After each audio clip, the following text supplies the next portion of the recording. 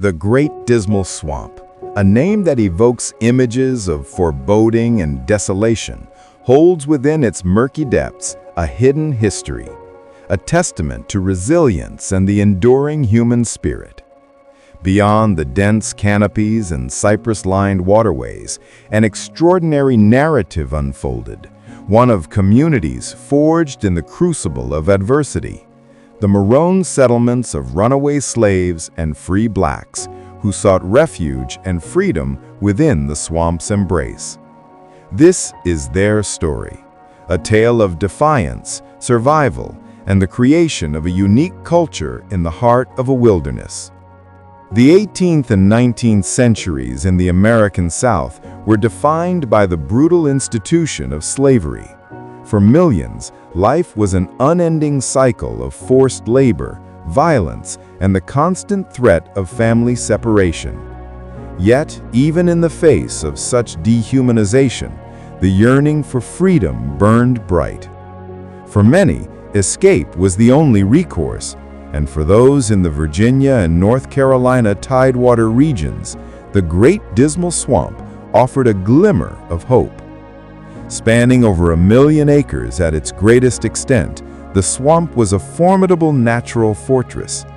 Its treacherous terrain, a labyrinth of tangled vines, cypress knees, mosquito-infested wetlands, and blackwater canals, made it an ideal hiding place.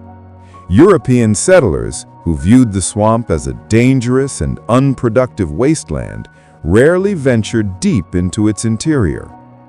This isolation, coupled with the swamp's abundant natural resources, made it a sanctuary for those brave enough to challenge its perils.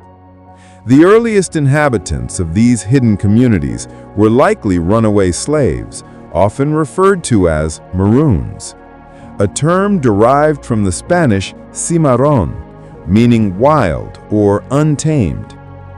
These individuals, driven by an unyielding desire for liberty, risked everything to disappear into the swamp. They brought with them invaluable knowledge of survival, passed down through generations and often honed in the harsh realities of plantation life. They knew how to hunt, fish, identify edible plants, and build rudimentary shelters from the swamp's bounty. Over time, these Maroons communities grew, sometimes incorporating free blacks who sought to escape the restrictive and often discriminatory laws of the burgeoning United States. Some were individuals who had purchased their freedom. Others were descendants of earlier free black populations. For them, the swamp offered not just refuge, but a chance to live autonomously, free from the constant surveillance and judgment of white society. Life in the Dismal Swamp was undeniably harsh. The environment was unforgiving, and the threat of recapture always loomed. Slave patrols, bounty hunters, and even organized militias occasionally ventured into the swamp, driven by the economic imperative of recovering lost property. Yet the swamp dwellers developed sophisticated strategies for survival and defense.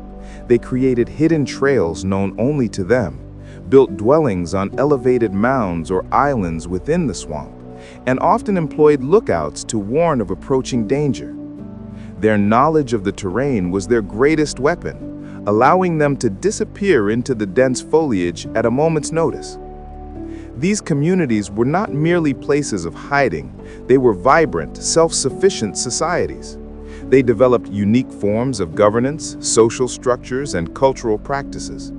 While historical records are scarce and often biased, oral traditions and archaeological findings offer glimpses into their lives.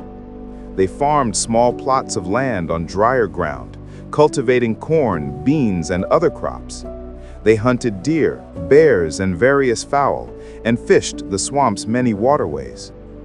Trade with sympathetic free blacks and even some white trappers on the swamp's periphery provided essential goods that could not be produced internally, such as tools, salt, and fabric. Religion played a crucial role in these communities, offering solace and strength in the face of hardship. It's likely they practiced a blend of traditional African spiritual beliefs and elements of Christianity, adapting them to their unique circumstances. Music, storytelling, and craftsmanship would have been vital expressions of their cultural identity, fostering a sense of belonging and preserving their heritage. Perhaps one of the most remarkable aspects of these communities was their resilience and adaptability. They learned to live in harmony with the swamp, understanding its rhythms and respecting its power. They were adept boat builders, crafting dugout canoes from cypress logs, which allowed them to navigate the intricate network of canals and waterways. They developed specialized tools and techniques for harvesting the swamp's resources, from timber to medicinal plants. The Great Dismal Swamp also served as a crucial link in the Underground Railroad. Its hidden paths and secretive communities provided safe havens for countless escaping slaves making their way north. The swamp dwellers, with their intimate knowledge of the landscape and their network of contacts, often acted as guides and protectors, risking their own freedom to help others achieve theirs. Their bravery and selflessness are a testament to the profound solidarity that existed among those fighting for liberation. The exact number of people who lived in these Maroon communities is unknown, and estimates vary widely. Some historians believe hundreds, if not thousands, of individuals found refuge in the swamp over the decades. What is clear is that these communities represented a radical act of self-determination, a bold rejection of the oppressive systems that sought to control their lives. However, the forces of encroaching civilization and the relentless pursuit of human property began to erode the swamp's sanctuary. As the lumber industry expanded and canals were dug to drain parts of the swamp for agriculture and transportation, the wilderness that protected these communities began to shrink.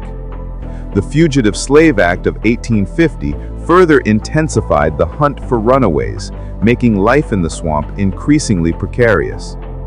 By the time of the Civil War, many of the larger, more established Maroon communities had dwindled or dispersed. Some individuals joined the Union Army, fighting for the very freedom they had sought in the swamp. Others eventually integrated into nearby free black communities or migrated to northern cities. Yet the legacy of the hidden black communities of the Great Dismal Swamp endures. Their story is a powerful reminder of human courage, ingenuity, and the unyielding pursuit of liberty. It challenges the conventional narratives of slavery, revealing the active resistance and self-emancipation that often occurred beyond the gaze of official records.